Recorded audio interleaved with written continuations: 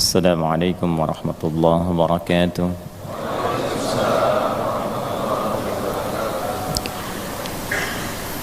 الحمد لله وكفى، والصلاة والسلام على رسول الله نبينا وسيدنا محمد المصطفى وعلى آله وصحبه وذريته وأمته ومن وفى، وبعد. فيا عباد الله أحباب الله وأحباب رسوله صلى الله عليه وسلم، أوصي نفسي وإياكم بتقوى الله فقد فاز المتقون، فلا تموتن إلا وأنتم مسلمون.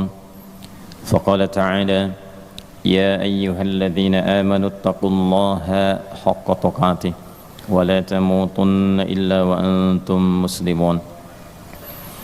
Hadirin sekalian, alhamdulillah kita mengawali pertemuan di subuh ini dengan bersama telah melalui dalam penunaian salat subuh berjamaah. Semoga salat kita diterima oleh Allah Subhanahu wa taala. Semoga subuh ini kita digolongkan ke dalam salah satu yang disebutkan oleh doa Nabi sallallahu alaihi wasallam agar seluruh umat Rasulullah SAW diberkahi di awal berkegiatan di subuhnya. Dalam rangka untuk mendapatkan keberkahan itu, diantaranya penting kita menjemputnya dengan ikhtiar. Ada yang sifatnya anugerah, pemberian dari Allah Subhanahu wa taala, dihasilkan. Ada yang dari doa, mungkin orang tua mendoakan, tetangga mendoakan, kerabat mendoakan. Itu bagian dari ikhtiar.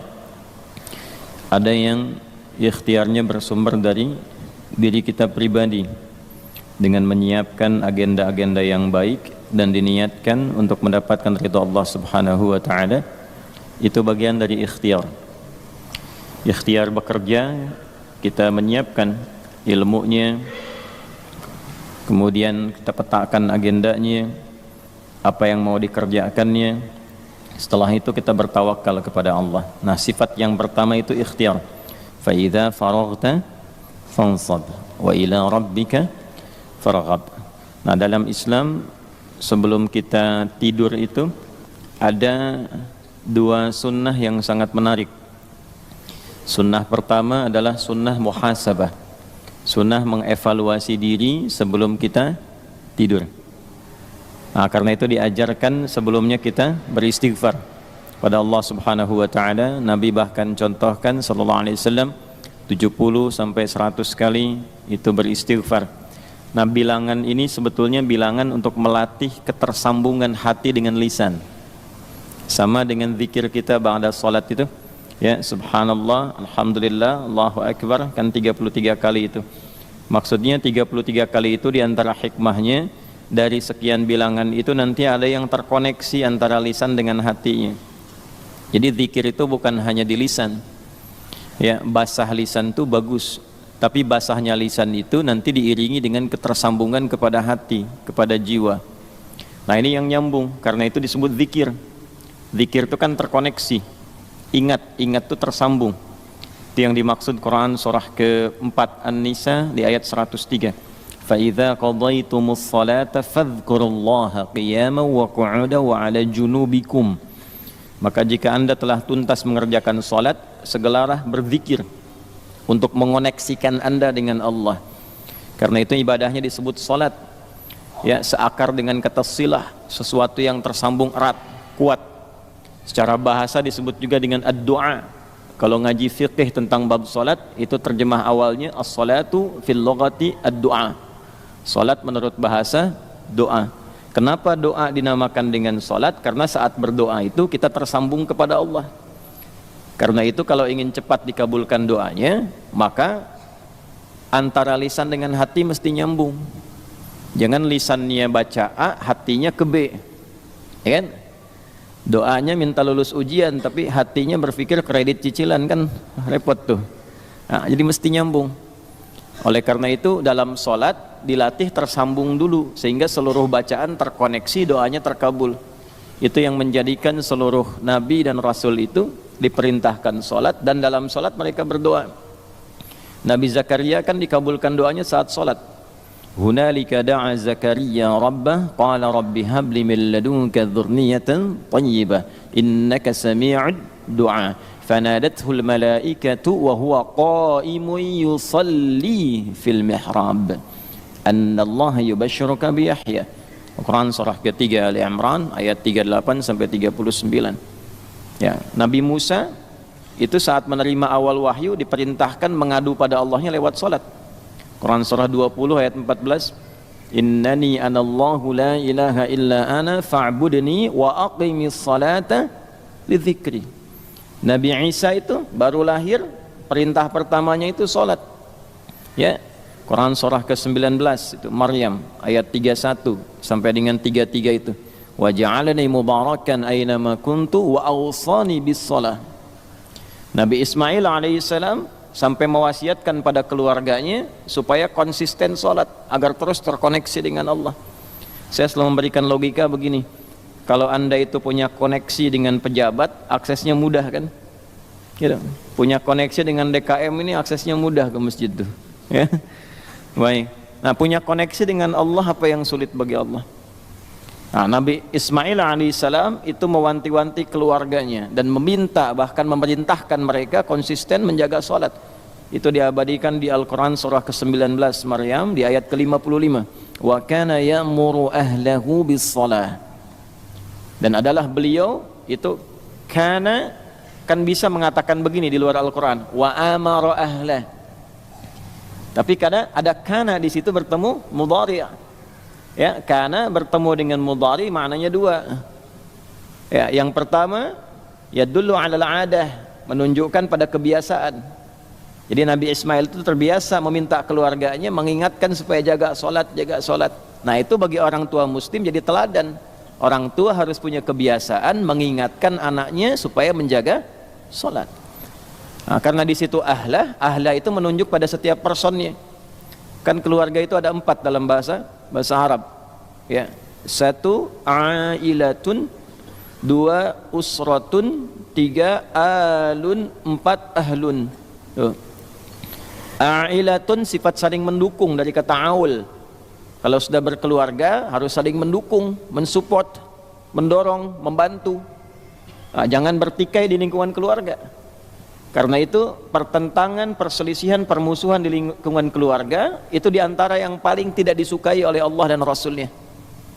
Ya, silaturahim itu kan ayat keluarga di An-Nisa ayat pertama yang sering disatukan dalam 3 ayat kan dalam kesempatan Jumat itu.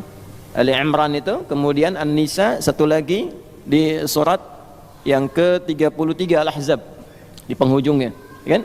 Yang di An-Nisa ayat pertama, ya ayyuhan nasu taqu rabbakumul ladzi khalaqakum min nafsin wahidah wa khalaqa minha zawjaha wa batta minhuma rijalan katsiran wa nisaa wattaqullaha alladzi tasaaluna bihi wal arham. Nah, jadi dan ulul arham itu kan yang pertama keluarga inti. Menyambungkan arham, menyambungkan silah. Ya, terkoneksi dengan kuat di antara bagian keluarga itu bagian dari ketakwaan. Mafhum mukhalafahnya apa? Ya, mafhum mukhalafahnya pengertian terbaliknya memutus rahim, memutus hubungan kekeluargaan itu termasuk dari penyimpangan terhadap nilai takwa. Nah, itu mesti hati-hati. Karena itu wasiat para nabi itu sebelum meninggal itu menyatukan keluarganya dulu, bukan dalam masalah harta. Awas, hati-hati itu. Ya. Ada 3 dosa bertumpuk diantaranya pada orang-orang yang rebutan warisan sampai tercerai-berai. Itu pelanggarannya 3 dan termasuk pada kategori dosa besar itu. Ya, rebutan warisan sampai bertengkar sampai memutus hubungan silaturahim. Karena itu orang tua dalam hidup satukan, ingatkan sholat, bahkan sebelum meninggal harus dipastikan itu. Ya, itu ada di Al-Quran surah ke-2 Al-Baqarah di ayat 132. Am kuntum syuhada'a idh hadara Ya'qub al-maut idh qala li banihi ma ta'buduna min ba'di qalu na'budu ilahaka wa ilaha abaika Ibrahim wa Ismail wa Ishaq ilahun wahidah wa nahnu lahu muslimun. Apakah kalian pernah dengar kisah, pernah tahu tentang cerita bagaimana Nabi Ya'qub itu menjelang wafatnya beliau kumpulkan anak-anaknya, keluarga besarnya. Kalau besok lusa bapak meninggal, iman kalian bagaimana? Salat kalian bagaimana? Pak, jangan khawatir, kami akan konsisten menjaga tauhid, iman kami menyembah Allah ya seperti generasi bapak dan kakek moyang kita itu menjaga itu semua. Nah, Nabi Ya'qub kan anaknya siapa? Ishak. Ya? Nabi Ishak kolega ke sampingnya siapa? Nabi Ismail. Ayahnya siapa ke atas? Nabi Ibrahim. Makanya disebutkan dari situ 3 turunan. Ya, Ya'qub, Ishak, kemudian ke Ismail sampai ke atasnya Ibrahim. Nanti itu turun ke atas, turun ke bawah. Di warisan itu kan atas, bawah, kanan, kiri. Itu yang pokok, ashabul furud namanya. Nah, itu yang dijaga ahlunnya. Nah, itu aul namanya. Apa? Aul. Nah, kemudian yang kedua ada usrah. Usrah itu keluarga menunjuk rahasia yang terdapat di dalamnya, sirrun. Jadi kalau sudah berkeluarga, kejadian-kejadian di dalam rumah yang pokok jangan dibuka keluar. Nah, terutama ibu itu Bu ya. Ada di surah keempat An-Nisa Bu, ayat 34. Ya. Fas-salihatu qanitatun hafizatun lil ghaibi bima hafizallah. Istri-istri yang salihah itu taat kepada Allah dengan cara menaati suaminya sepanjang suaminya menunjukkan dan meminta pada yang baik yang dibenarkan oleh agama.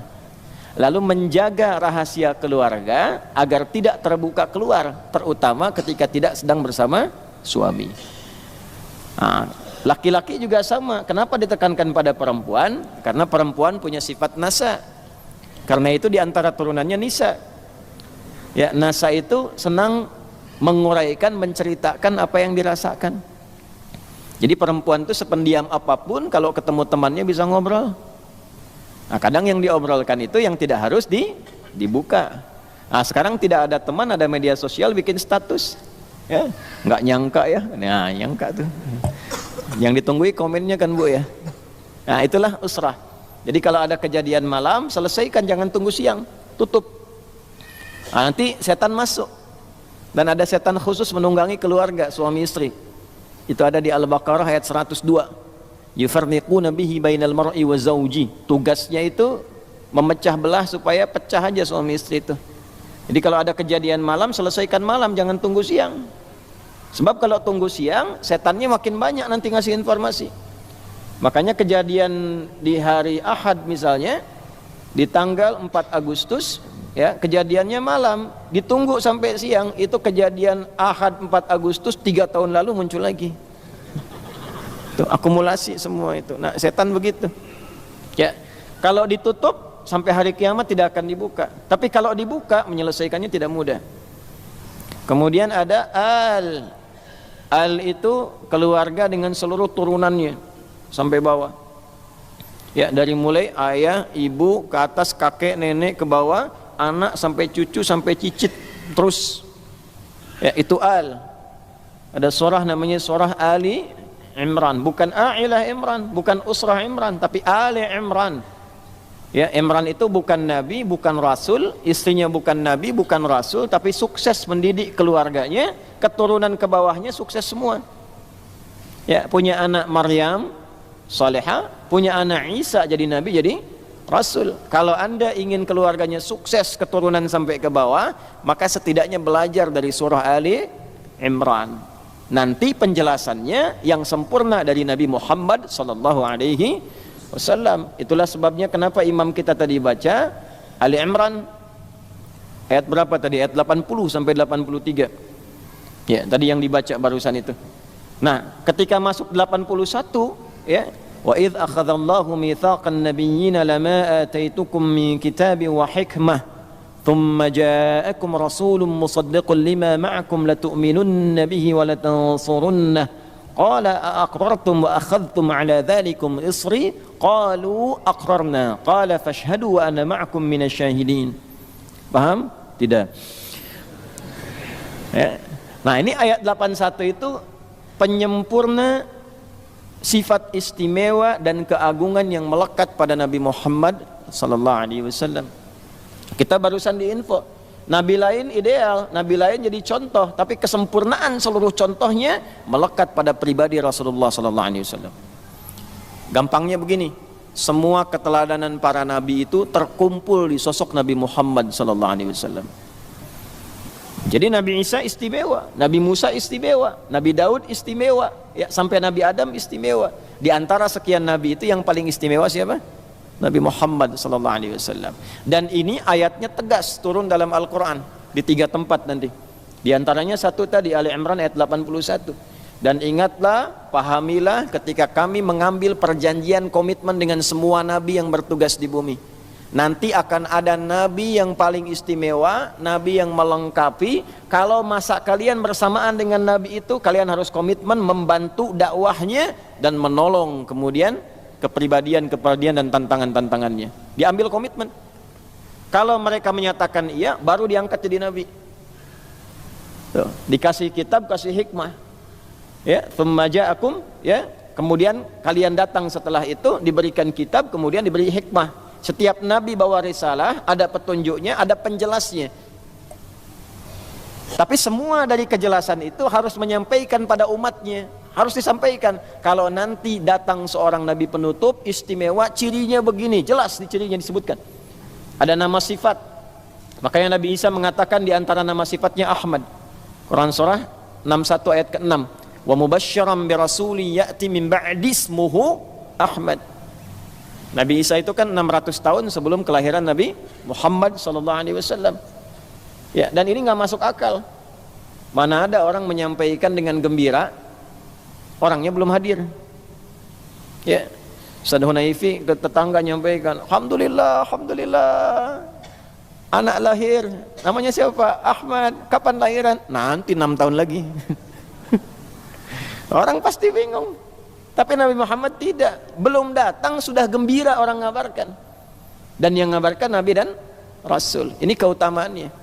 Nah, karena itu berbanggalah, bahagialah kita termasuk yang dipilih oleh Allah menjadi umat Nabi Muhammad sallallahu alaihi wasallam. Nah, di antara tuntunan beliau yang harus kita ikuti untuk mewujudkan kebanggaan itu adalah salah satunya coba ikuti saran Nabi untuk mempersiapkan diri dalam setiap kegiatan yang akan kita lalui.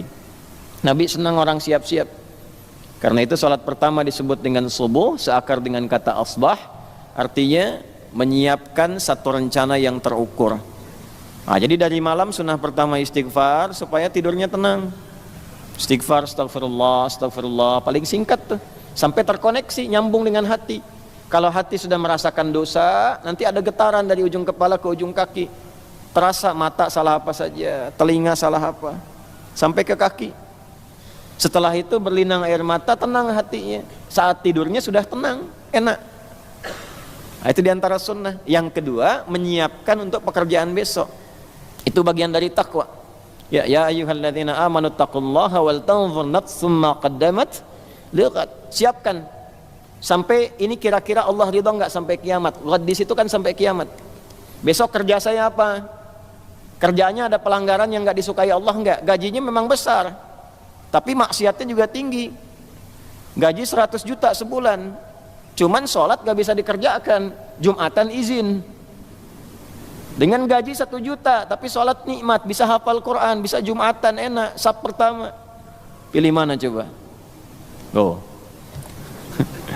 Ya kan? Nah, itu persoalannya tuh. Rukun iman kan 6, 1-5 lulus, yang ke-6 nya bermasalah. Ya, padahal kan rezeki itu bagian dari qada dan qadar. Walladzi qaddara fahada. Udah dihitung oleh Allah tuh jelas, presisi. Ya, sempurna. Si fulan sekian sampai meninggal sekian, tinggal ikhtiar keluar. Kok bisa ditukar dengan Jumat? Ditukar dengan sholat. Nah, makanya dari malam tuh disiapkan, zikir dulu, disiapkan, dikuatkan. Besok setelah siap rencana, datang dalam subuh, sholat, mintalah taufik dari Allah supaya diberkahi pekerjaannya. Dalam sujud minta dimudahkan, dilindungi, diberkahi. Itu maksudnya awal kita menunaikan sholat subuh. Nah, dilakukan enggak? Apa cuma datang, sholat sunnah, sholat 2 rakaat, setelah itu pulang? Pahala dapat, insya Allah sesuai dengan keikhlasan. Rukun selesai, kewajiban hilang. Tapi berkah dunianya ada enggak? Kan Nabi selalu mendoakan tuh, Allahumma barik fi ummati fi bukuriha. Ya Allah, berkahi umatku dalam setiap awal aktivitasnya. Nah, ikhtiar menjemput keberkahan itu salah satunya menyiapkan agenda itu dan memohon kepada Allah taufik untuk memudahkannya. Jadi besok-besok kalau subuhan lagi, kalau masih hidup besok, kan kita tidak tahu kapan pulang ya. Besok kalau subuhan lagi, malam istighfar, siapkan agenda nih. Ya Allah, besok tulis satu-satu, saya kuliah nanti jam berapa, mata kuliahnya apa, malam dibaca disiapkan, agenda seperti apa, besok saya kerja bagaimana, apa yang akan saya kerjakan. Setelah kemudian selesai, bangun subuh-subuh, ingat agenda itu, dalam sholat kita bertakbir biasa sampai selesai, sujud minta kemudahan, selesai sholat berdoa yang kita lafadzkan. Kalau dalam sujud kan gak kita lafadzkan, dalam hati kita hadirkan. Ba'da sholat kita minta. Nah, maksudnya begitu. Kalau tiap hari dilakukan begitu, silahkan lihat perbedaannya. Nah, ini diantara ilmu yang harus kita banyak viralkan dan kita perdalam kembali. Ya, apa kaitan subuh ke zuhur? Kenapa namanya zuhur?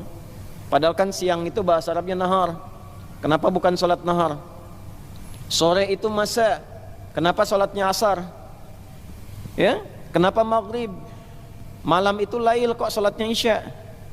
Nah, semua itu tersambung, ada maknanya semua. Nah, karena itu nanti satu waktu kita ngajinya agak sedikit lebih dalam, kemudian kitab-kitabnya bisa ditunjukkan sehingga koneksi kita juga ada kekayaan dalam referensi dan menambah wawasan insyaallah. Nah, untuk itu kita antarkan dulu sebelum ngaji ke kitab-kitab pokok, kitab induk, kita antarkan dengan adabnya dulu. Hari ini insyaallah kita akan masuki masih di halaman ke-17 ya. Halaman ke-17 di paragraf yang keempat, waqala Aliyun, yang sudah ada kopiannya ya, silahkan dibuka halaman 17 ya, paragraf kedua dari bawah tuh, waqala Aliyun. Ada? Baik, yang belum ada disimak ya, diikuti insyaallah. Ini bagian terakhir di keutamaan, selanjutnya nanti kita akan masuk kepada teknis ya. Di kitab ini dibagi dua, satu motivasi, yang kedua bab teknis implementasi. Motivasi itu begini maksudnya, setiap kita itu kalau ingin semangat mengerjakan sesuatu, harus ada faktor yang mendorong kita untuk memotivasi mengerjakan itu dengan baik. Anda kalau nggak punya motivasi nggak akan datang ke sini. Apa tujuannya ke sini? Kan pengajian banyak, di tempat lain juga ada di hari yang sama. Kenapa datang ke sini? Ada motivasinya kan? Nah, menuntut ilmu juga begitu, seperti mencari harta. Ya, bahkan harus lebih daripada itu, karena rumus Imam Syafi'i itu sederhana. Man arada dunya fa'alaihi bil ilmi, wa man arada al-akhirata fa'alaihi bil ilmi, wa man arada huma fa'alaihi bil ilmi. Kalau pengen dunia, pakai ilmu. Makanya semakin tinggi ilmu, dunia semakin cepat datangnya. S1 dengan S2 gajinya beda enggak? Beda, fasilitas tidak sama. S3 tambah lagi, gaji pasti naik sendiri. Fasilitas akan beda. Enggak mungkin S3 fasilitasnya di bawah ya daripada yang S1, kecuali ada bakat ilmu lain yang melebihi kapasitas S3 itu. Ya, jadi kadarnya ilmu. Pengen nambah silahkan, akhirat pun pakai ilmu, nggak pakai ilmu batal. Sholat subuh barusan nggak pakai ilmu batal, karena nggak ada ilmunya 3 rakaat, ya kan? Walaupun siap-siap dari tengah malam, kan repot tuh. Kalau pengen keduanya, nah ini yang ideal, dunia akhirat dapat pakai ilmu juga. Bagaimana caranya dunia akhirat dapat? Ya, kalau tidak tahu ilmunya repot sendiri. Ya, misal nih, ini antum mau rapat, terbiasa duha nih, terbiasa duha, ada kondisi yang tidak memungkinkan duha karena rapat mendesak. Ya, rapatnya jam 9, ada waktu 5 menit lagi, 9 kurang 5. Saya tanya, ngejar rapat atau duha dulu? Oh, ya kan? Kasus kedua, ibu misalnya ibu dalam kondisi haid kan tidak sholat, ya kan? Tidak baca Quran. Nah, kalau tahu ilmu dengan tidak tahu ilmu itu ada perbedaan. Gimana status pahalanya ketika berhenti itu? Nah, dengan menggunakan satu hadis karena tahu ilmunya kita senang, dan dari ilmu itu kita persiapkan. Ya, perhatikan satu kalimat yang sangat indah. Ya, Nabi SAW pernah menyampaikan. Perhatikan kalimatnya. Saya permudah saja bahasanya ya. orang yang terbiasa melakukan satu amalan kebaikan, lalu dia mendapatkan uzur karena sakit atau karena safar, maka dia mendapatkan pahala yang sempurna, fakana alaihi ya muqiman sahihan, seperti orang yang mukim dan dalam keadaan sehatnya. Perhatikan kalimatnya, idza maridal abdu aw safar kutiba lahu mithla ma kana alaihi muqiman sahihan. Atau kama qala Rasulullah sallallahu alaihi wasallam. Kalau ada seorang sakit atau safar, atau pakai ilmu qiyas, dikiaskan kepada kondisi sakit dan safar, dan tidak memungkinkan mengerjakan amalan rutinnya, maka tetap dituliskan pahalanya dalam kondisi sakit atau safar atau yang semakna dengan dua hal tadi. Misal, antum biasa ke masjid nih, biasa ke masjid, pahalanya kan beda dengan tidak ke masjid. Satu kali sakit, nggak bisa ke masjid, itu pahala sholat yang dikerjakan di rumah nilainya sama dengan yang di masjid, karena rutinnya, karena kebiasaan ke masjid ya. Tapi kalau nggak biasa ya tetap kembali kepada sholat yang munfarid. Sama ibu begitu bu, dalam keadaan ibu misalnya suci, diperbanyak nih, baca Qurannya perbanyak, tahajudnya, duhanya, sunnahnya. Itu dalam keadaan haidnya dituliskan pahala rutinnya. Jadi walaupun nggak ngaji, pahala ngajinya ada ya. Makanya dibanyakin bu amal soleh dalam keadaan suci, sebab kalau sudah monofos, sudah berhenti, kembali seperti normalnya biasa yang lain. Banyakin ya, alhamdulillah ya, walaupun nggak ngaji dapat pahala, belum tentu. Kalau dalam keadaan sucinya tidak ngaji ya. Sama antum sering sholat duha satu kali, kondisi mendesak, tidak bisa dikerjakan karena tadi ada kondisi sosial yang sangat mendesak, dikiaskan kepada orang sakit yang tak mampu, dikiaskan pada orang safar, maka pahala duhanya tetap dapat. Nah kalau tahu ilmu ini tidak akan memaksakan duha ya, karena pahala dapat. Apalagi misalnya dalam safar, terbiasa sholat sunnah kan, mau safar panjang nih ya, kemudian transit di bandara, bahkan berangkatnya siang ya, zuhur, ba'da zuhur tepat 12:30 ya, nyampainya misalnya ke tujuan itu bisa jam 5 di jamak kan, hadiahnya kosor kan, 2 ya. Nah, antum kerjakan zuhur 2, asar 2, ditarik kemudian takdim ke zuhur, masih sholat sunnah nggak? Oh, jangan terlampau soleh. Oh, yang fardu aja dikurangi, dia tuh mau tambah lagi. Nah, ini kalau pakai kosor. Tapi ketika anda kosor pun hitungannya 4, yang sunnah tetap masuk, ditulis pahalanya gitu. Berdasarkan apa? Hadis tadi, karena kebiasaan rutin mengerjakannya. Makanya selama hidup rutinkan amalan-amalan tambahan yang sunnah, bacaan yang sunnah, supaya saat dalam kondisi tertentu tak bisa mengerjakan, pahala tetap dapat. Nah itulah ilmu. Jadi ada motivasi. Kalau kita paham dengan itu, motivasinya semakin meningkat. Yang tidak punya motivasi akan berbeda. Kalau nggak tahu keutamaan tahajud, nggak akan bangun malam. Kalau nggak tahu dahsyatnya Al-Quran, tidak akan mau mengkaji ya. Karena itu yang pertama, butuh kita motivasi untuk bisa mengoptimalkan semangat kita belajar. Yang kedua, teknisnya bagaimana memulai belajar itu supaya satu, yang dipelajari berkah, yang kedua cepat untuk dipahami, yang ketiga mudah untuk diamalkan. Nah inilah yang menjadikan para ulama menulis kitab-kitab pengantar sebelum ke kitab induk.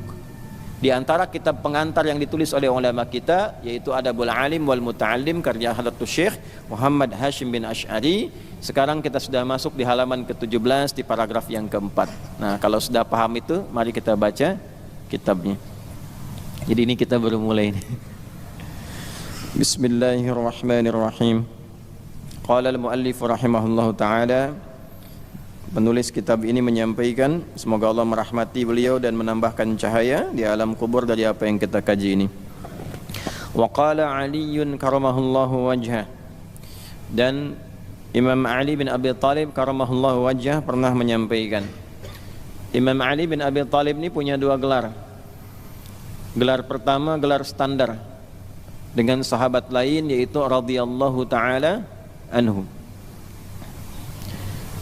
Gelar ini bukan sembarang gelar untuk para sahabat yang mulia, tapi gelar yang ditetapkan oleh Allah Subhanahu wa taala di penghujung surah Al-Bayyinah. radhiyallahu anhum wa radu an. Nah, itu. Ya, jadi yang menetapkan itu Allah. Ya, kemudian dibiasakan oleh para ulama kita supaya mengalir dua hal. Yang pertama, cahaya-cahaya kebaikan untuk mereka. Jadi ketika kita menyebutkan radhiyallahu anhu, radhiyallahu anha, radhiyallahu anhum, nah itu cahaya mengalir. Wah, kalau ke sahabat kan nggak mungkin kita bilang Allahumma gfir lahum, keterlaluan. Oh, mereka sudah terampuni kok. Kita bilang Allahumma gfir lahum. Kita kan yang masih belum jelas tuh. Ya, antum ziarah ke Baqi di makamnya Utsman mengatakan Allahumma gfir lahu, keterlaluan antum. Kurang adab itu. Itu kan sahabat Nabi, ya menantu Nabi, ya Dzunnurain, orang yang punya dua cahaya dijamin surga. Antum bilang ya Allah ampuni dia. Ya, beda adabnya. Makanya kalau ke kiai, ke ulama yang benar-benar aulia illahi salihin, kemudian ke para sahabat ziarah, itu bahasanya sudah beda. Allahumma zidlahum nura, ya Allah tambahkan cahaya bagi mereka. Allahumma zidlahum rahmatak wa alhiqna ma'ahum fis salihin, sertakan kami dalam kesolehan mereka itu. Ah, gitu caranya. Makanya pakai ilmu. Lah ke Uhud ke Allahumma gfir lahum. Uhud itu jamin masuk surga. Ya. Allahumma gfir lahum, ya Allah ampuni mereka. Ya, Nabi kan mengajarkan, iya Nabi ngajarin bagaimana ngajarinnya untuk siapa, itu ada detailnya. Di fikih itu ada begitu. Ya, ini doa untuk siapa? Yang Allahumma gfir lahu warhamhu wa'afi wa, itu standarnya siapa? Buat siapa diajarkannya? Kalau Nabi dari Nabi ke sahabat, iya karena levelnya tinggi ke rendah. Nah kalau kita kan rendah ke tinggi, ya. Minal adna ilal a'la, masa mintanya Allahumma gfir lahum. Ya, nanti ada penempatannya. Ya, ada memang detail-detail dalam fikih itu yang ngajinya kita mesti agak sedikit dalami gitu ya. Nah, yang pertama radhiyallahu anhum wa radu an.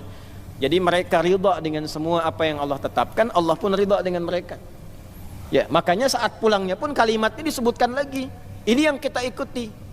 Ya, itu nanti tafsirnya ada di surah 89 Al-Fajr. Ya, di ayat ke-27 sampai 30. Ya, ya ayyatuhan nafsul mutmainnah irji'i ila rabbiki radiyatan mardiyah. Radiyah mardiyah.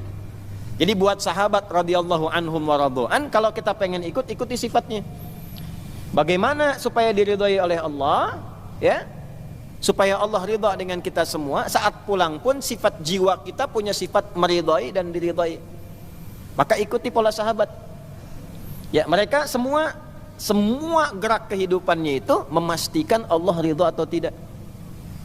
Nah, karena itu memandang pun mereka hati-hati. Pandangannya Allah ridha enggak? Mendengarnya hati-hati, Allah ridha atau tidak? Jabatan itu dilihat, Allah ridha atau tidak? Nah, ini bukan perkara mendapatkan jabatannya, ridha enggak? Itu pernah ada musyawarah di antara sahabat dalam kepemimpinan. Ya, kalau kita ilustrasikanlah dari pojok sana sampai pojok sana tuh. Ya, itu kandidatnya semua tuh. Begitu satu ditawarkan, bagaimana antum? Ya, kalau bahasa kita lah, ya. Ah, saya masih kurang, teman saya aja. Bagaimana Anda? Tunjuk sampai ke pojok tuh. Ya, makanya yang paling sial yang paling pojok karena nggak ada yang ditunjuk lagi gitu.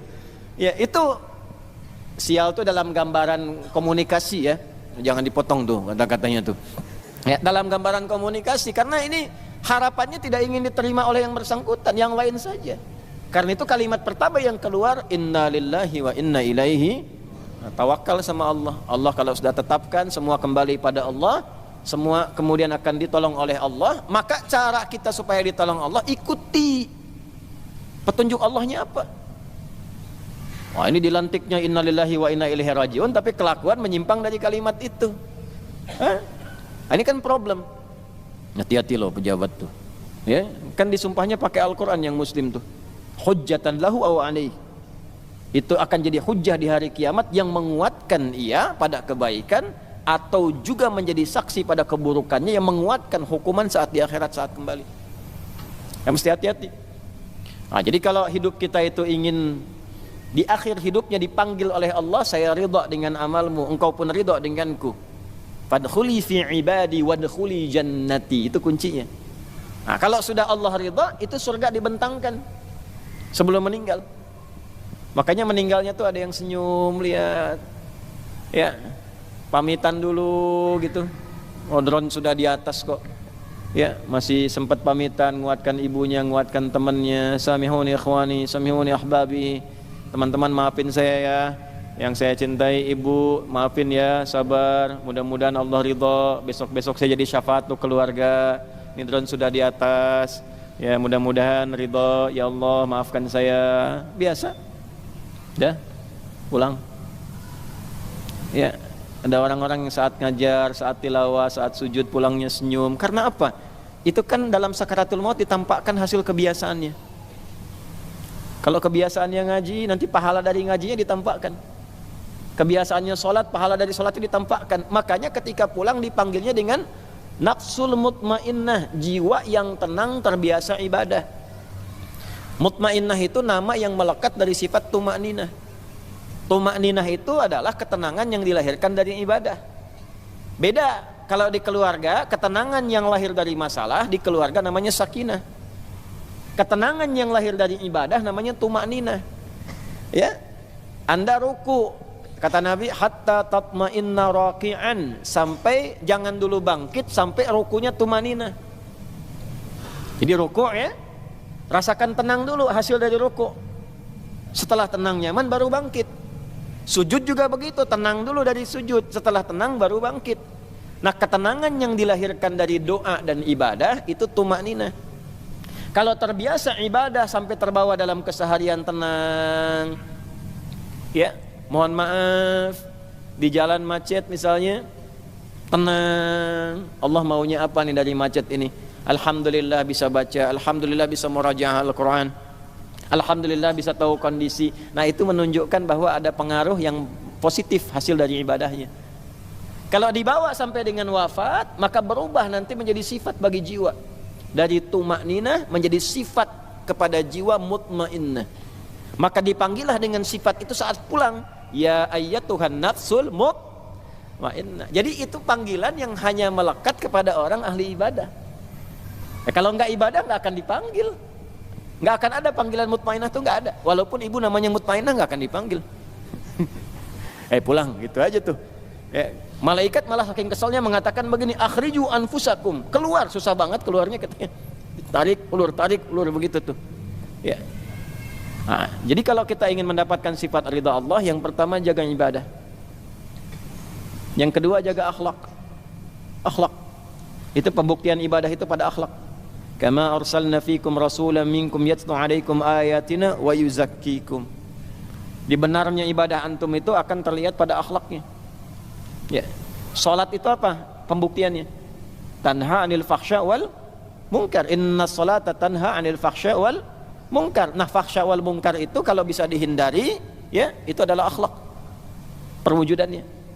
Jadi kalau kita sudah bisa menunjukkan itu, nanti ada pengaruh kepada jiwa, terbawa sampai dengan meninggal, disifatilah dengan amalan yang diridhoi oleh Allah, dan kita pun akan ridha pada pemberian Allah saat ditampakkan di dalam sakaratul maut. Ya. Ya ayyatuhan nafsul mutmainnah, irji'i ila rabbika radiyatan mardiyah, fadkhuli fi ibadi. Dengan sifat ibadahnya disebut ibad. Wadkhuli nanti ditampakkan surganya. Maka meninggal dalam keadaan senyum karena melihat surga yang ditampakkan. Sahabat sebelum meninggal sudah disifati radhiyallahu anhum wa radu an, lebih tinggi nilainya dengan radiyatan mardiyah. Nah, makanya kalau lebih tinggi di atas kita, maka sifat kita itu meneladani. Doanya mengantarkan rahmat. Nah, itu bagian pertama radhiyallahu, ya. Jadi kalau ada yang laki-laki anhu, kalau perempuan anha, kalau banyak anhum. Ya, kalau bapak anak itu anhuma. Biasanya depannya kuncinya ibnu. Ya, an ibni Abbas, an ibni Umar radhiyallahu taala anhuma. Kalau huma bonusnya satu lagi. Mengalir pahala lagi untuk ayahnya dan ibunya, orang tuanya. Misal Ibnu Abbas itu kan dididik oleh ayahnya pedagang, sibuknya luar biasa, tapi dia pengen satu dari keluarganya jadi ahli ilmu yang mewarisi ilmunya Nabi SAW. Maka dari kecil disimpan di majlisnya Nabi, titipin sama ibunya Ummu Fudail. Ya, tolong yang ini Abdullah ini siapin supaya jadi alim ke depan, ke majlis Nabi. Simpan, nanti bawa lagi, simpan, bawa lagi, sampai Nabi meninggal beliau masih remaja, kisaran usia 13-14 tahun. Ya, sudah hafal 2000 hadis. Bapaknya baru 200, anaknya 2000. Didoakan oleh Nabi, Allahumma faqihhu fid din wa alimhu ta'wil. Kemudian disebut turjumanil Quran, jadi pakar Al-Quran, jadi ahli fiqih. Nah, setiap beliau menyampaikan satu hadis dari 2000 itu pahala mengalir pada orang tuanya. Makanya disebut dalam kitab ulama radhiyallahu taala anhuma. Sebagai tanda Abdullahnya dibuang, Abbasnya dimunculkan. Karena inisiatif mendidik anak itu datang dari orang tuanya.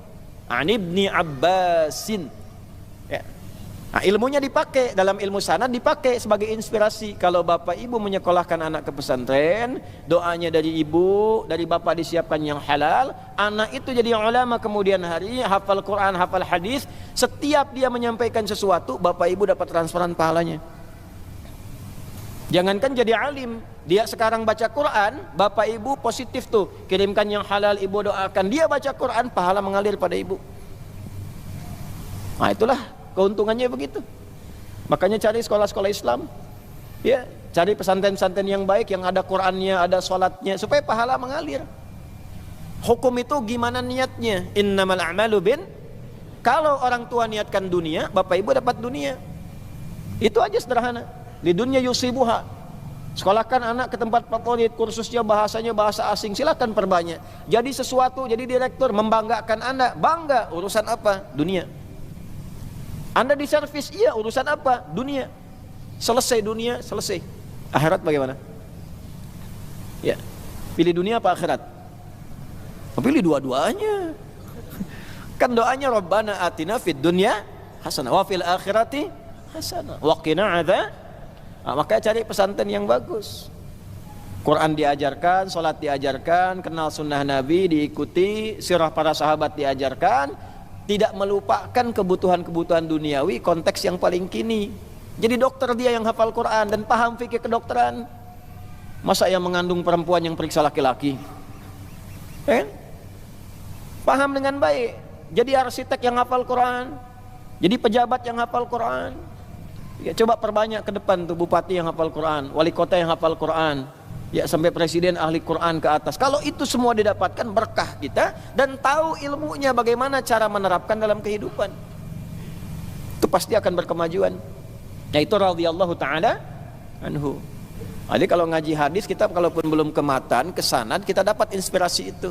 Nanti Anda pelajari, Anda profesinya apa? Ingin ngikut sahabat, nggak harus semuanya. Antum pedagang, mau dapat radhiyallahu taala anhu dalam dagangan, keluarkan. Utsman gimana dagangnya? Abdurrahman bin Auf gimana dagangnya? Talhah gimana dagangnya? Ya. Yang bukan profesinya, ya sudah. Ya, cukup antum ikuti keteladanan ibadah kebaikannya, yang seprofesi ikuti tian kehidupannya. Antum pengen jadi pejabat, oh gimana Abu Bakar, gimana Umar? Antum pengen karir di militer misalnya, gimana Khalid bin Walid? Gimana Abu Ubaidah al-Jarrah? Antum pengen di ilmu, gimana sahabat Ali bin Abi Thalib karamallahu wajhah. Di antara keutamaan Ali ini ada yang kedua. Ya, ada yang menyebut begini, selama hidupnya sahabat Ali yang mulia ini selalu berusaha menjaga wajahnya, pandangannya dari sesuatu yang tidak baik, termasuk dari aurat dirinya. Ada yang mengatakan ya selama hidupnya itu menjaga pandangan dari aurat dirinya, aurat pokoknya. Karena itu dimuliakan oleh Allah wajahnya, karena selalu menjaga diri, memalingkan dari hal-hal yang tidak baik. Kelihatan gak bagus, paling, dan gak bagus, paling. Bahkan aurat dirinya pun beliau palingkan, wajahnya yang mulia dari itu semua. Ya, karena itulah kemudian diantara gelarnya bukan hanya radhiyallahu ta'ala anhu, tapi yang kedua karramahullahu wajhah. Allah telah muliakan wajahnya selama berkehidupan. Tapi tetap tidak mengangkat beliau dari derajatnya sebagai sahabat dan menantu Nabi yang mulia. Nah, jadi jangan sampai ada kemuliaan di atas sahabat yang lain dalam satu hal yang utama misalnya, lalu mengangkat beliau pada status melebihi statusnya. Sampai ada yang mengatakan dalam satu sekte begini, oh malaikat Jibril salah ngasih wahyu, harusnya ke Ali katanya, bukan ke Nabi Muhammad. Itu keterlaluan tuh. Ya, Ali kalau tahu itu langsung hukum mati sama Ali itu. Ya, pernah dengar beliau dikultuskan tuh langsung dikumpulkan eksekusi, karena ini akan jadi benalu di kemudian hari gitu. Nah, itu Ali bin Abi Thalib. Nah, ini kalau ingin ikuti beliau, kenapa yang ditampilkan sahabat Ali, inilah detailnya salah satu keutamaan Syekh Hashim. Ya, kalau ingin jadi penuntut ilmu yang baik, ilmunya berkah seperti Sayyidina Ali bin Abi Thalib, menguasai banyak bidang. Ya, beliau tuh paham dan sangat tajam akalnya sampai di bidang hitungan. Ada kitab yang suka baca kitab namanya Tafsir Al-Jawahir, karya Syekh Tantawi Jauhari. Ada kurang lebih 5 jilid besar-besar, segini kurang lebih besar jilidnya itu. Nanti ada Lataif jilid terakhir, itu menyampaikan kisah-kisah nyata yang penyelesaiannya saat kasus terjadi, penyelesaiannya menggunakan pendekatan Al-Quran. Ya, saya pernah cerita di antara kasusnya ada seorang suami mengadukan istrinya kepada sahabat mulia ini Sayyidina Ali bin Abi Thalib dan menuduh istrinya telah berzina karena baru 6 bulan sudah melahirkan. Maka diadukan, ini nggak normal katanya, kok 6 bulan sudah lahiran, nuduh zina. Ditanya oleh Sayyidina Ali, apakah anda punya bukti? Tidak, tapi saya punya keyakinan orang nggak akan mungkin mengandung langsung lahiran begitu. Lalu dipanggil istrinya, ditanya, apakah anda berzina? Tidak ya Amirul Mukminin. Mau bersumpah? Mau ya Amirul Mukminin. Maka kata Ali bin Abi Thalib, ya sadaqat zaujuk, istrimu benar, atau kama qala. Dia protes, bagaimana bisa benar? Maka beliau kemudian mengatakan, apakah anda nggak paham dan nggak baca firman Allah Subhanahu wa taala? Maka dibacakanlah Quran surah Luqman surah 31 ayat ke-14. Wa wassaynal insana biwalidayhi ihsana hamalathu ummuhu wahnan ala wahnin wa fisaluhu fi amain. Allah menyampaikan, dengan segala keagunganku aku wasiatkan kepada setiap anak untuk berbakti kepada orang tuanya. Maka prioritaskan yang pertama ibumu, karena ia yang telah bersusah payah dari awal semenjak kelahiranmu, mengandung dengan keadaan yang tidak mudah. Setelah mengandung, lahiran masih harus memberikan ASI. Ya, fi amain, kalau mau maksimal dalam 2 tahun. Itu Quran, Bu.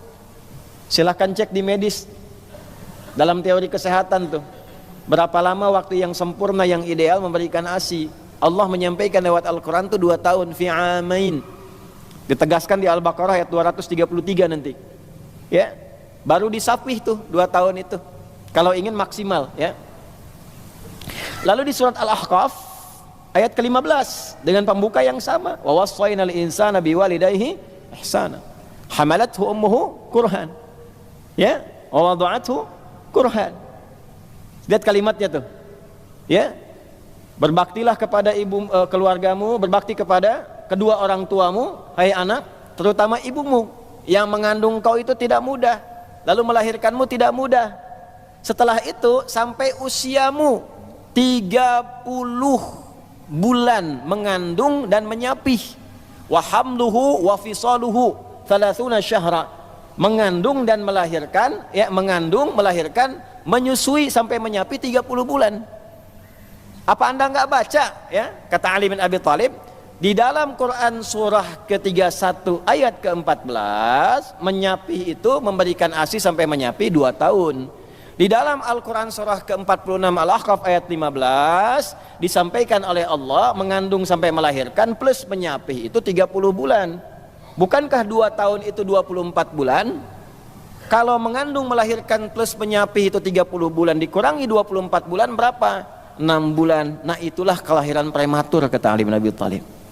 Batas standar dari situ. Jadi bayimu ini lahir prematur. Itu Ali bin Abi Thalib keutamaannya itu. Nah, bagaimana bisa menyimpulkan begitu kalau bukan karunia Allah? Jadi ulama nggak mudah, Pak Ibu. Imam Syafi'i itu malam bisa memecahkan 300 persoalan di kediamannya Imam Ahmad bin Hanbal, muridnya. Datang ke situ bertamu, keluarganya senang, kata Imam Ahmad kepada anaknya, ini akan ada obah, bahasa kita lah gitu, ya. Nanti kamu ambil teladanannya, ambil contohnya. Begitu datang dijamu, makannya banyak, anaknya bingung. Ya, begitu malam diintip nggak tahajud, bapaknya tahajud. Begitu waktu subuh tiba, nggak berwudu kembali, langsung sholat. Ngadu ke ayahnya, bah gimana disebut hebat ini, makannya banyak begitu, ya kan? Namanya anak-anak kan, ya namanya anak-anak baru dapat 1 hadis, ya langsung menyimpulkan anak-anak, gitu ya. Kan makan yang bagus itu berapa? 1/3 untuk makanan, 1/3 untuk minuman, 1/3 untuk udara, gitu kan. Nah, anak nih menyimpulkan makannya kebanyakan nih, anak-anak, gitu ya. Yang kedua disimpulkan, ya Abah tahajud, beliau nggak tahajud. Yang ketiga itu sholat nggak wudu katanya.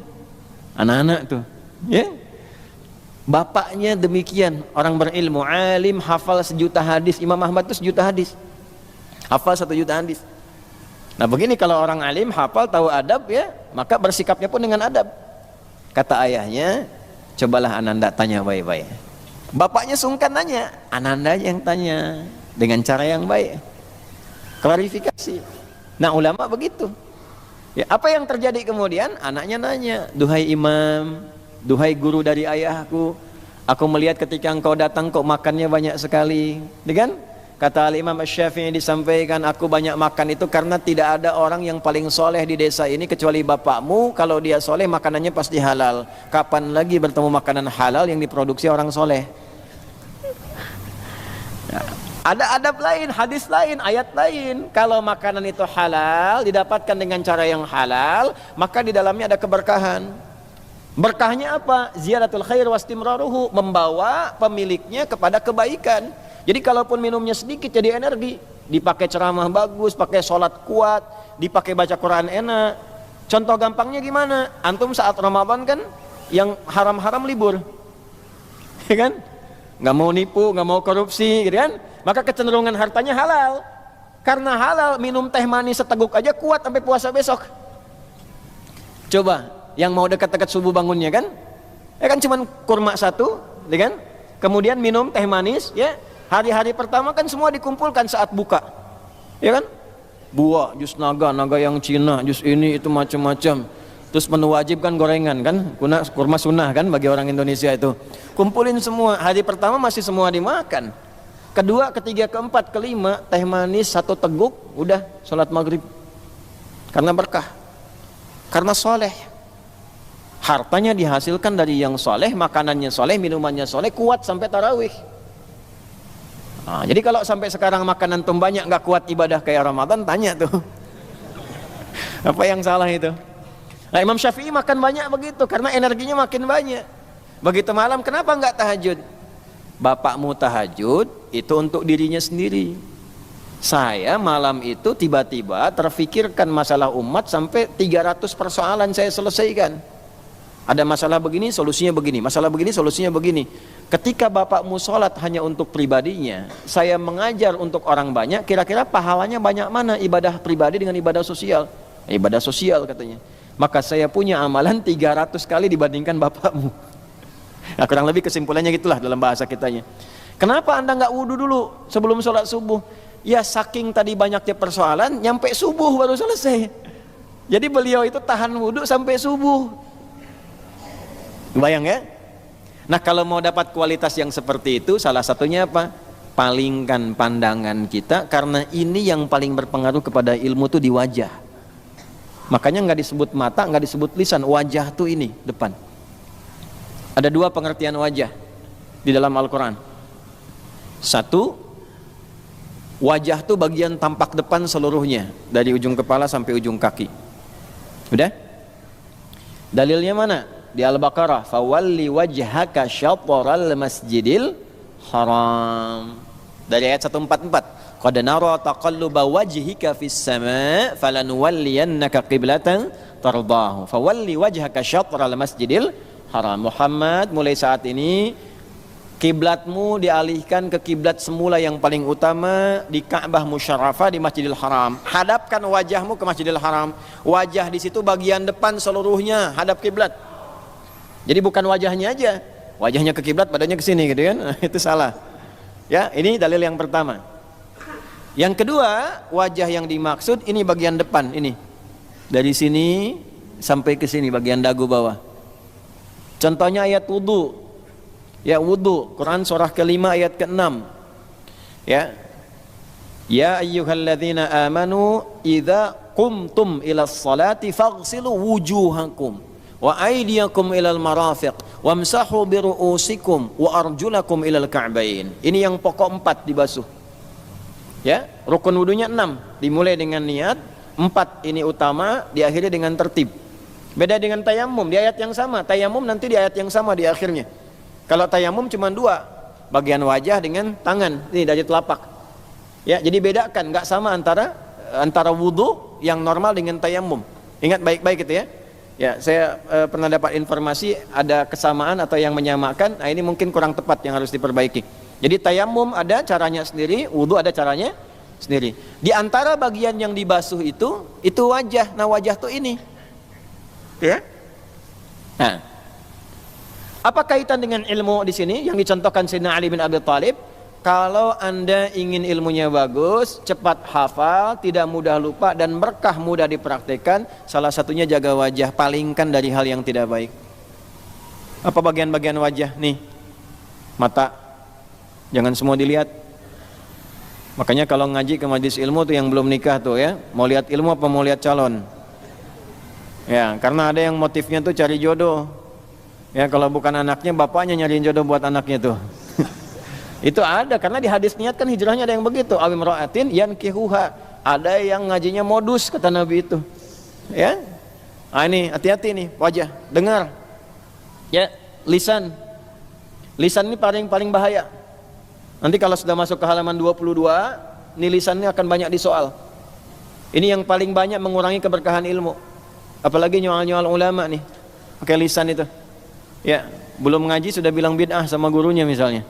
Ya, atau mencela sesamanya, itu hilang tuh kadar ilmunya.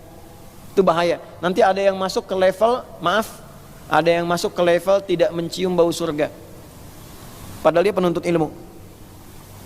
Coba buka halaman 22 tuh. Maaf saya lompat tuh karena ngaji kita sudah kita baca ini. Nah ini nih, ada faslun halaman 22 sebelah kanan tuh.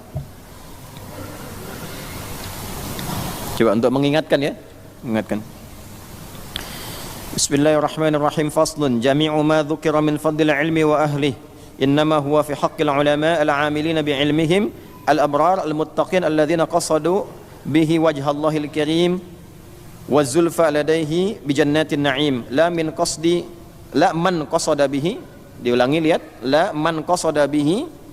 Nah ini poinnya, lihat kalimatnya, i'radan dunyawiyyah min jahin aw malin aw mukatharatin fil atba' wat talamidz faqad ruwiya. Nah ini poinnya, faqad ruwiya 'anil nabiy sallallahu alaihi wasallam man talaba al-ilma liyujariya bihi al-ulama'a aw yumariya bihi as-sufaha'a aw yasrifa bihi wujuhan nasi adkhalahu Allahu fin nari. Rawahu Tirmidzi. Ya, faqad ruwiya, dan telah diriwayatkan. Nah, kalau sudah menggunakan ruwiya berarti ini sanadnya ini ya telah diketahui, disimpan sanad untuk mempercepat dan memperingkas tulisan, langsung disambungkan ke Nabi. Tapi dia muttasil. Jadi ada dua jenis. Kalau muttasil itu ada sifat sahihnya. Syarat hadis sahih 5. Mattasala isnaduhu binaqlil adid dhabiti anil adid dhabiti min ghairi syudzudin wala illatin qadihah. 5. Sanadnya bersambung. Yang kedua harus adil orangnya. Adil itu nanti ada definisinya. Yang ketiga dhabit, kekuatan hafalannya. Ya, kurang sedikit beda titik koma turun status hadis. Dari sahih bisa jadi hasan. Ya. Kemudian min ghairi syudzudin wala illah. 4 syudzud, 5 illah qadihah. Ya, ada aib-aib yang harus dihilangkan spesifik atau bertentangan dengan orang-orang baik yang selainnya dalam riwayat. 5 ini, kalau 5 ini terpenuhi, sahih hadisnya. Kalau sanad terputus itu bisa macam-macam munqati'. Bisa di awal, bisa di tengah, bisa di akhir. Misal tengah-tengah hilang nih rawinya. Harusnya si fulan sampai ke Nabi. Imam Al-Bukhari menerima hadis dari Hajjaj bin Minhal. Hajjaj bin Minhal menerima dari Alqamah bin Marthad. Alqamah bin Marthad menerima dari Syu'bah. Syu'bah dari Sa'ad bin Ubaidah. Sa'ad bin Ubaidah dari Abu Abdurrahman As-Sulami. Abu Abdurrahman As-Sulami dari Utsman bin Affan radhiyallahu taala anhu. Utsman bin Affan radhiyallahu taala anhu dari Nabi sallallahu alaihi wasallam menyampaikan, perhatikan kalimatnya. Ya, perhatikan kalimatnya. Lihat baik-baik. Hadis yang paling populer tentang Al-Qur'an, khairukum man ta'allamal Qur'ana wa 'allamah. Itu ada di Al-Bukhari nomor hadis 5027. Sanadnya yang saya sebutkan tadi. Tiba-tiba putus di tengah, Syu'bah hilang misalnya, hilang 1. Atau Abu Abdurrahman As-Sulami hilang 2, itu mu'dal namanya. Nah, karena tidak ketemu, status hadis ditangguhkan, di hold dulu, dari sahih turun ke dhaif dulu. sampai didapatkan riwayat lain yang menerangkan atau menguatkan itu. Namanya syawahid. Kalau nggak ada syawahid, turun dhaif. Dhaifnya dibagi lagi nanti. Nanti yang paling parah 3, disebut 3M. Ya. Bukan mencuci tangan, ini bukan itu Covid itu. Ya, 3M itu ada munkar, matruk, maudhu', diingkari, ditinggalkan atau dihukumi palsu. 3 itu. Nah, kalau orang Syekh Hasim ini kan sudah ada sanad, makanya di awal pembuka kitabnya sanadnya dulu disebutkan. Ya. Saya dengan Syekh Ali Jum'ah dan dapat ijazah nanti di beberapa hadis itu ya, itu beliau ketika menuliskan buku sanadnya dulu. Sanad saya dari sipulan, sanad ketiganya nyambung ke Syekh Yasin Al-Fadangi. Nah, ini beliau dibuka dengan sanad dulu. Sanad saya begini, di Al-Bukhari ini, di Muslim ini, di Kutubus Sittah begini. Artinya ketika sudah paham itu, mengerti dan dapat ijazah, ijazah itu dari kata ajaza yujizu, diberikan izin perkenanan mulai mengajar atau menyampaikan karena sudah mendapatkan talaki dari gurunya. Ya. Nah, beda dengan sekolah sekarang formal. Masuk titip absen, duduk paling belakang, duduk di kelas bangku deretan belakang. Ya, di dalam kelas penuh dengan obrolan gitu kan. Nah, itu ngobrol, melamun, mikirin macam-macam, mau ujian besok minjem catatan teman gitu kan. Tiba-tiba dapat ijazah. Nah, ini dalam Islam tidak begitu.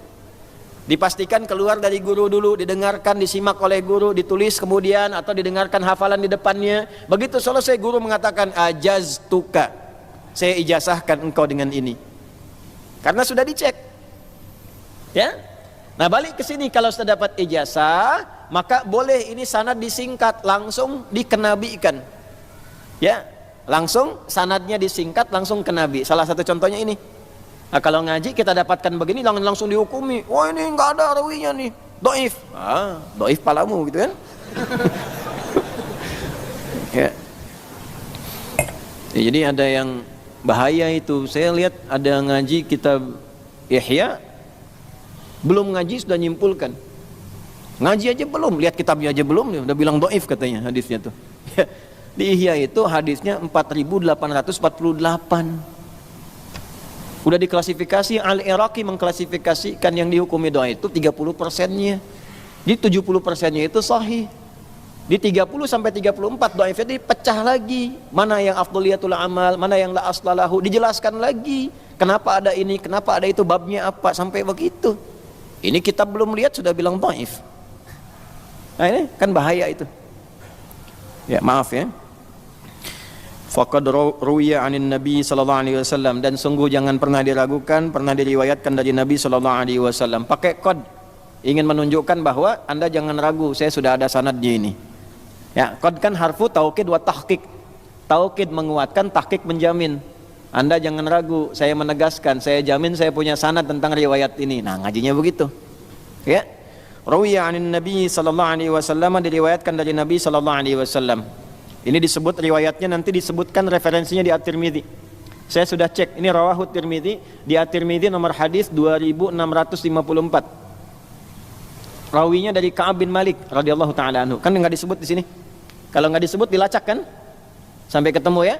Nah, ini ada di At-Tirmidzi nomor hadis 2654. Yang ada kitabnya boleh tulis sampingnya 2654 At-Tirmidzi. Rawinya dari Ka'ab bin Malik. Karena ada 2 rawi. Rawi pertama Ka'ab bin Malik, rawi kedua Abu Hurairah. Yang Abu Hurairah ada di Abu Daud nomor hadis 3664, 3664. Ada di Ibnu Majah nomor hadis 260, 260. Ya, nanti perbedaan redaksinya di ujung, di akhir. Depannya sama, ujungnya berbeda. Ya. Yuk kita bacakan riwayatnya. Maksudnya untuk nambah referensi ya, antum tuliskan tuh. Yuk, karena kita sebentar lagi selesai. Bismillahirrahmanirrahim. Man talabal ilma, man ismun mausulun yadullu ala fardiyatil ammiyah. Huruf sambung konjungsi pada satu informasi, bentuknya tunggal, hukumnya umum. Siapapun, artikan begitu. Man siapapun. Ya, coba dialihkan dari terjemahan barang siapa. Kan suka ada terjemahan tuh ya, barang siapa tuh. Nah, saya agak kurang sepakat. Ya, karena sampai hari ini saya belum temukan tuh barang punya siapa tuh. Ya. Jadi lebih enak siapapun. Man siapapun, laki-laki, perempuan, besar, kecil, tua, muda. Hati-hati nih, hati-hati. Talabal ilma, yang menuntut ilmu, yang belajar. Jadi kalau kenapa diartikan menuntut ilmu? Supaya ilmunya sambil kita tuntut sampai dapat. Yang namanya nuntut kan sampai dapat. Jaksa penuntut nuntut sampai dapat, buktinya ada, ikhtiarnya ada, maksimal sampai ketemu. Nah, kenapa menggunakan tolaba kita tuntut? Karena lebih tinggi nilainya dibandingkan sekedar datang. Ya, jadi kalau kita mau belajar tuntut sampai dapat betul ilmunya. Makanya sampai paham bahasa Qur'annya tafaqquh fiddin, sampai mengerti betul perihal agama itu. Masuk dengan keluar mesti beda. Anda belajar fikih sholat, jangan dulu pulang sebelum paham tuh. Kenapa takbirnya begini, kenapa tangannya seperti ini, kenapa yang dibaca Allahu Akbar, apa maknanya itu, apa hubungannya dengan praktikal hidup kita. Sudah paham baru keluar. Itu tolaba namanya. Jelas ya? Nah, jadi sering kita tulis menuntut ilmu, tapi saat praktek nggak dituntut. Ya, kalau nuntut nggak akan ngantuk antum. Man talabal ilma, siapa yang belajar menuntut ilmu, liyujariya bihil ulama, hanya untuk mendebat ulama. Hati-hati itu. Hanya untuk mendebat ulama, berbangga-bangga dengan di hadapan para ulama. Karena sifatnya tolaba, maka ada, ingat kalau Nabi sampaikan ini berarti kejadian. Ada orang belajar seperti serius, kelihatannya benar sambil menuntut dasar ilmunya. Jadi kalau ada dalil dia catat tuh. Ini Qur'annya dalil, hadisnya dia hafalin betul karena nuntut ilmunya. Ini dalilnya Quran, hadis. Tapi itu hanya digunakan untuk menyoal ulama. Bikin konten sengaja aja buat nyoal ulama. Gitu. Bikin status hanya untuk nyoal ulama. Jadi bangga kalau sudah nyoal si fulan tuh bangga. Padahal belajar aja baru 1 ayat 2 ayat. Hati-hati nih kalau ada yang begini, Nabi sampaikan berarti kejadian. Ada orang belajar kelihatannya serius, paham dalil, paham tuh artinya dia pelajari tuh ngerti, catat gitu kan. Ya, pahamnya paham dalilnya, tapi kadang nggak paham cara menempatkannya bagaimana. Tapi yang paling bahaya adalah ketika didapatkan itu digunakan hanya untuk menyerang orang lain. Yang paling berbahaya untuk menyoal ulama. Kan kalau ulama levelnya sudah beda. Belajarnya terukur, sistematis. Kan 4 itu. Wala yata'allamu illa mimman takallamat ahliyatuhu. Ya, wa dhaharat diyanatuhu wa tahaqqaqat ma'rifatuhu. Ya, washtaharat siyanatuhu. 4 kata Imam Nawawi itu. Kalau ketemu ulama begini hati-hati. Hati-hati itu.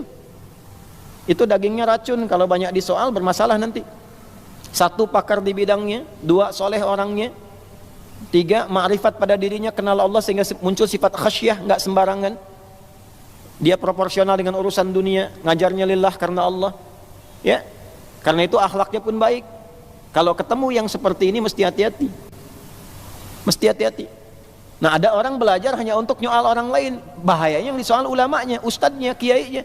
Bikin konten hanya untuk celah ulama, celah ustadz, celah kiai, masuk ke dalam hadis ini. Ya, walaupun ulamanya salah dalam satu hal, tapi dia sengaja membuat untuk menjatuhkannya, itu yang paling bahaya. Bisa terjadi orang salah kan? Ya, inzilaqul lisan, salah nyebut ayat misalnya, oh langsung disimpulkan ternyata dia bukan seorang ahli Al-Quran, nyebut ayat aja salah nomornya katanya. Ente aja baca nggak lancar gitu kan? Bisa terjadi. Iya, bisa terjadi gitu. Ya, coba kita cek ya terus. Au yumariya bihi sufaha, atau sengaja bertengkar dengan sesama orang bodoh. Sama-sama baru ngaji, udah perang dalil. Padahal sama-sama baru ngaji, baru hijrah. Baca Quran masih belum lancar, hafal juga tidak. Baru tahu ayat 1, hadis 1, guru ngajarin buat dipraktekin, dipakai nyerang orang. Yang paling tidak menarik adalah bertengkar sesama para pelajar, ribut. Ya, perang komen. Makanya saya sering katakan kepada Anda semua, hati-hati, saya tidak akan mengakui murid-murid yang hanya menggunakan bahan pelajaran untuk mencela orang. Abaikan saja. Mencela yang sudah tercela itu buang-buang energi. Kita ngajar itu untuk memperbaiki diri kita. Kita belajar untuk membuat kita lebih dekat dengan Allah, bukan menjatuhkan orang lain. Ya, belum selesai hadisnya, sabar. Kemudian gurunya, au yasrifa bihi wujuhan nas, atau dia ngajar orientasinya hanya untuk memperbanyak murid supaya nggak ngaji lagi dengan orang lain, supaya fokus pada dirinya saja. Nah, ini kan tafsirnya di awal. Ini ada, ya, min jahin au malin au mukatharatin fil atba' wat talamid. Ada guru nanti yang kalau ngajar, kata Nabi itu ditafsir oleh Syekh Hashim, kalau ngajar itu supaya muridnya belajar dengan dia saja.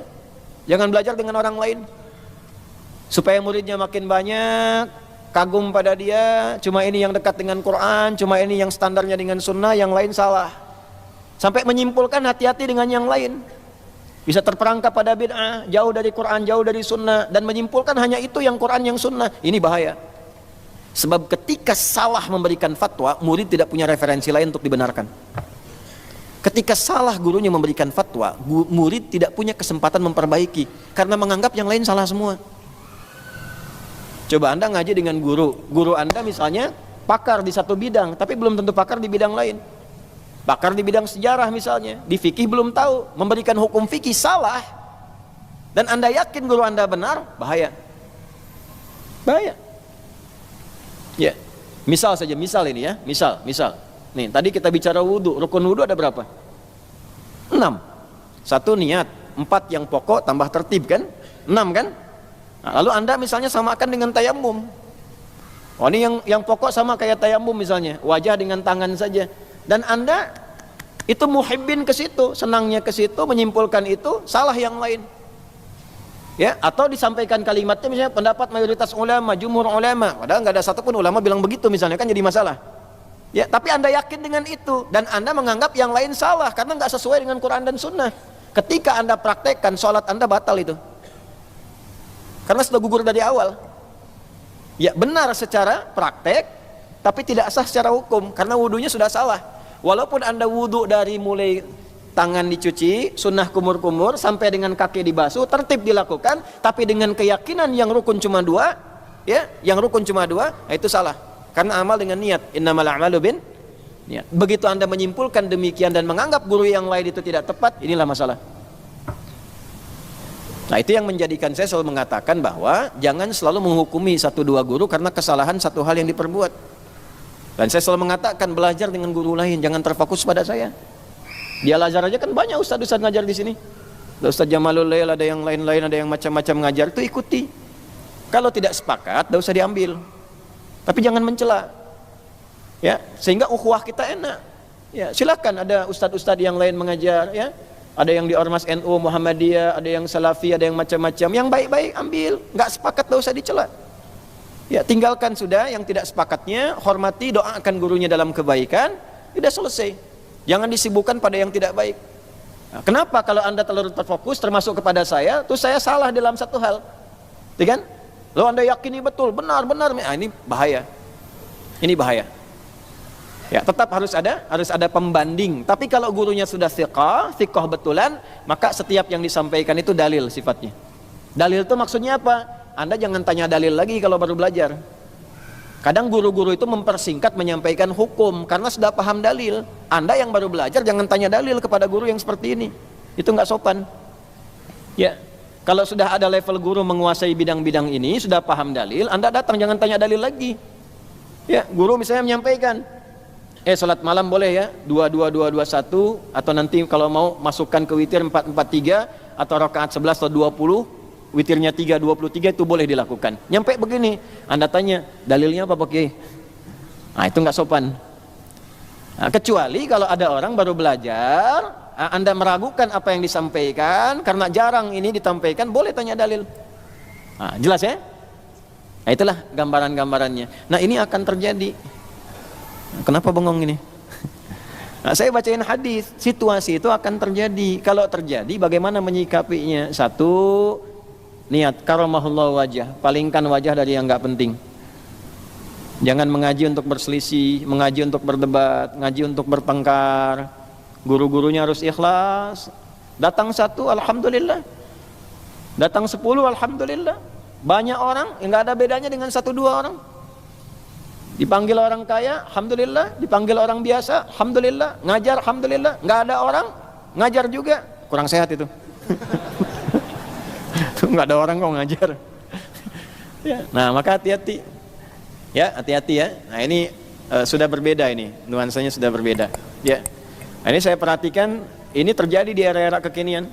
Apa yang terjadi kalau ada yang seperti itu? Adkhalahullahu finnar.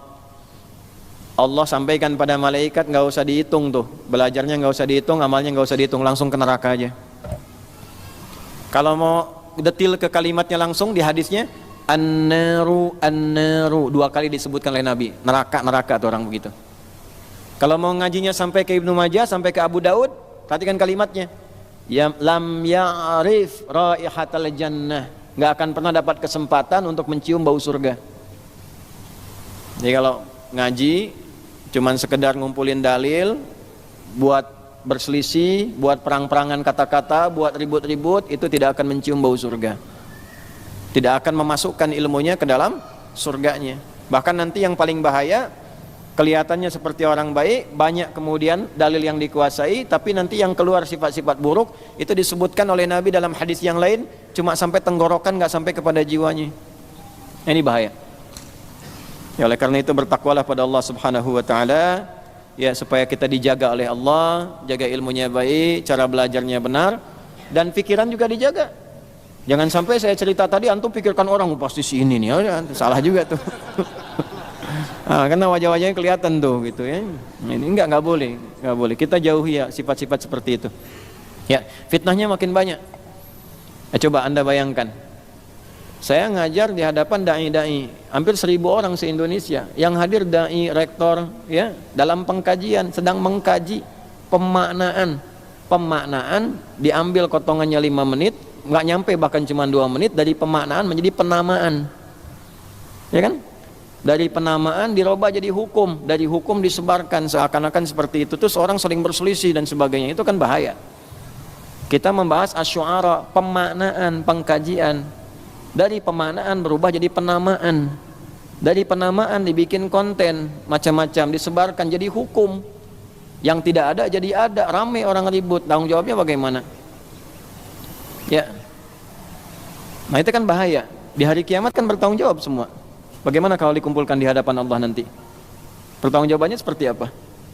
Maka dari itu karramahullahu wajah dari Sayyidina Ali bin Abi Thalib mengajarkan pada kita, pada yang tidak penting gak usah dikonsentrasikan ke situ. Itu tanda kebaikan seseorang. Min husni islamil mar'i tarkuhu ma la ya'ni. Orang Islam yang baik itu meninggalkan yang tidak penting. Ya. Tadi ngaji apa sama Ustaz Adi? Karramahullahu wajah. Kan gak enak gitu ya. Nah, kita bacain dulu nih apa kata Imam Ali bin Abi Thalib, baru kemudian kita tutup. Kembali ke halaman 17. Wa qala Aliyyun karamahullahu wajah. Ini penutupnya. Imam Ali bin Abi Thalib karamahullahu wajah menyampaikan, kafa bil ilmi syarafan an yad'iyahu man la yuhsinuh. Cukuplah ilmu itu akan selalu mulia walaupun diklaim oleh orang yang bukan pakarnya. Maksudnya apa? Kalau belum menguasai satu hal, jangan mengklaim sebagai ahli. Karena tetap tidak akan mengungguli hakikat ilmunya, ketahuan kurangnya. Pertama untuk para ustadz ini, ya, kalau belum menguasai materi jangan maksain ngajar. Siapkan baik-baik, ngajar tuh siap-siap. Mau Jumatan siap-siap. Jangan merasa punya banyak ilmu, dikasih judul belum paham, di tengah jalan buka Google 5 menit sebelum khutbah. Gitu. Karena nanti kalau ketahuan kurangnya, ketahuan tidak baiknya, fitnah bagi dirinya. Ilmunya akan tetap baik. Ya, orang nggak paham tafsir, ngajak tafsir, tafsirnya akan tetap sempurna, tetap syaraf, tetap mulia. Yang tidak mulia orangnya. Walaupun diklaim oleh orang yang bukan pakarnya, tetap justru akan merendahkan dirinya. Ya. Profesor di bidang apa? Kalau profesornya di bidang umum, jangan mengklaim agama. Semua agama sama, menuju pada Tuhan yang sama. Cuman caranya beda-beda. Kan? Orang pasti bingung kan? Ilmunya tetap, tauhidnya tetap sempurna. La ilaha illallahnya tetap kokoh, nggak akan terganggu dengan itu. Yang hina siapa? Orangnya. Orang pasti akan bingung. Ya. Karena apa? Ilmu yang sudah terjaga itu sudah kokoh, tetap akan sempurna dimuliakan. Ketika orang datang menentang itu dengan klaim ya kemampuannya, maka yang terhina orangnya, yang dibicarakan orangnya bukan ilmunya. Ya. Malaikat yang bertanya di alam kubur siapa namanya? Hah?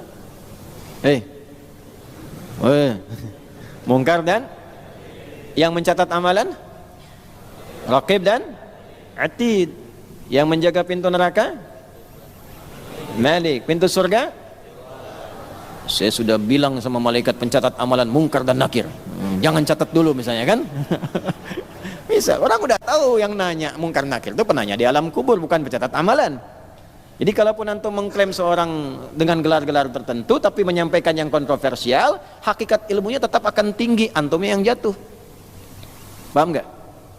Ya, saya baru video callan sama malaikat maut tadi tuh, tahan dulu, kan nggak bisa. Ya, malaikatnya tetap mulia, ilmunya tetap mulia, antumnya yang jatuh. Akhirnya kan jadi olok-olokan orang kan? Ya butuh satu lah buat hiburan kayak begini kan ya kan, orang ramai kan begitu tuh. Jadi masalah. Nah, adabnya bagi kita mendoakan supaya dapat hidayah dari Allah Subhanahu wa taala, semua jadi baik, tenang dan damai. Nah, akhlaknya begitu. Nah, dapat ke titik itu tuh nggak mudah. Nggak mudah. Kalau emosi kan langsung celak, langsung begini, tidak. Niatnya mesti baik. Kalau niatnya baik, yang keluarnya baik insyaallah. Jelas ya? Oke, terakhir penutup, wa kafa bil jahli dzamman an yatabarra'a minhu man huwa fih. Ya, dan cukuplah keburukan itu akan tetap tercela walaupun orang coba menghindarinya. Ya, jadi kalau sudah buruk ya buruk, akan kelihatan buruknya. Nah, ini kembali kepada murid. Ya, sifat-sifat buruk itu hindari, karena tetap walaupun Anda ingin berlepas diri dari itu akan kelihatan buruknya. Ya, mohon maaf, saling cela itu kan tahu itu buruk. Ya, walaupun Anda bikin klaim, ini dalam rangka menghindari diri dari ahli bid'ah, ya tetap aja Anda tercela.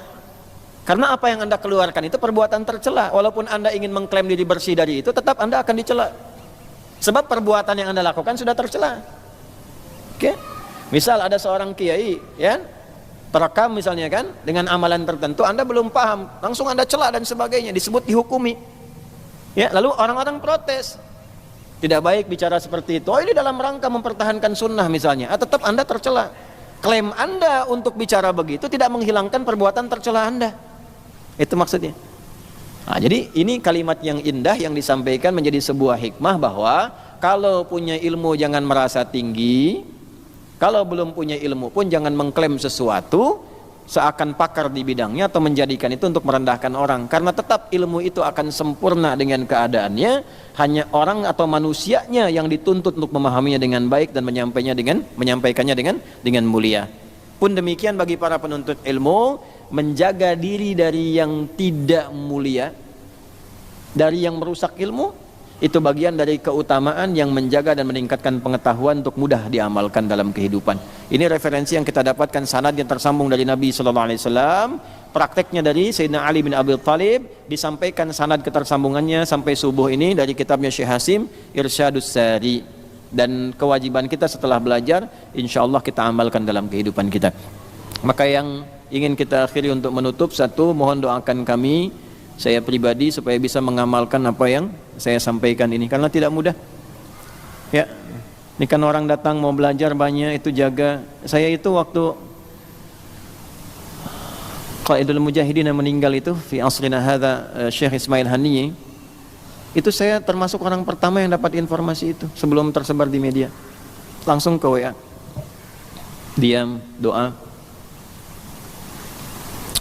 Ada ya kesedihan, itu wajar, tapi kebahagiaan bahwa cita-cita beliau kan orang yang paling rutin baca ayat-ayat tentang bagaimana orang syahid itu gitu. Jadi sering bacakan Ali Imran ayat 169 sampai 171 itu, wala tahsabanna alladziina qutilu fi sabilillahi amwata bal ahya'un inda rabbihim yurzaqun, sampai saya dikirimin videonya dalam baca-baca itu.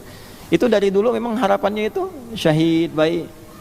Keluarga kurang lebih 80 orang sudah meninggal duluan syahid, ya. Dan resikonya kan jadi pemimpin tertinggi di situ kan resikonya memang syahid. Resikonya itu. Jadi sudah tahu, karena itu mempersiapkan, termasuk bacaan ayat Quran yang dibaca pun itu.